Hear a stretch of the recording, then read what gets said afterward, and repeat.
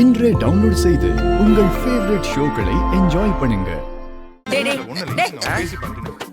இவனை ஏன்டா இங்க கூட்டிட்டு வந்த? இவர தெரியல? நல்லா தெரியுது. அன்னைக்கு கோர்ட்டுக்கு வந்தானே விஜய் புருஷன் தானே? கரெக்டா சொன்னேன். அதெல்லாம் இருக்கட்டும்.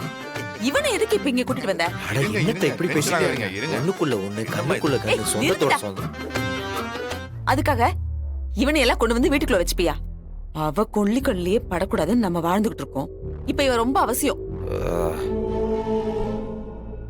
மரா, இதெல்லாம் ஓ வேலையா? எதுக்குடா? ப்ரோ, இந்த வீட்ல யாருக்குமே என்ன பிடிக்கலன்னு நினைக்கிறேன். என்ன அப்படியே விட்டுருங்களேன், நான் சிங்கிள் பசங்களுக்கே போயிடுறேன். யோ இரியா, சொந்த பந்தனா அப்படிதான் இருக்கும்.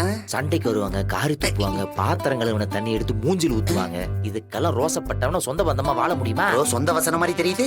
யோ அப்படியெல்லாம் இல்ல, உன் நல்லதுக்காக சொல்றேன். இதுக்கு உண்டான எல்லா அனுபவமும் எனக்கு இருக்கு. அதனாலதான் இவ்வளோ அனுபவம் இருக்கிறதுனாலதான் நான் ஒரு நல்ல புருஷனா இருக்கேன்.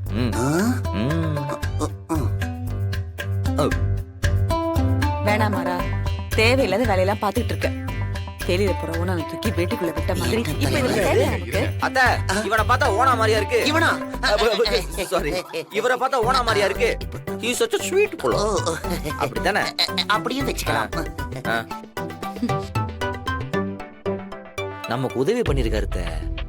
கோர்ட்டுக்கு அன்னைக்கு வந்து சாட்சி சொல்லனா நானும் கார்த்தி இன்னைக்கு இங்க நிக்க முடியுமா? He is a good fellow. இனிமே அவர் இங்க தான் தங்குவார்.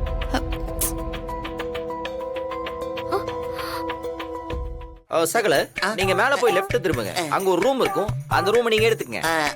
அந்த ரூம்ல அங்க ஒரு சூனிய பொம்மை இருந்துச்சு. சூனிய பொம்மை? சாரி, உங்க பொண்டாட்டி இருந்துச்சு. ரெண்டு ஒண்ணு. சாரி, நீங்க அவ புருஷன் தானே, நீங்க தங்கிக்கலாம். சரி. அப்புறம் நீங்க ரூம்ல போய் வெயிட் பண்ணுங்க. சாப்பாடு ரெடி ஆனோம், நான் கூப்பிடுறேன்.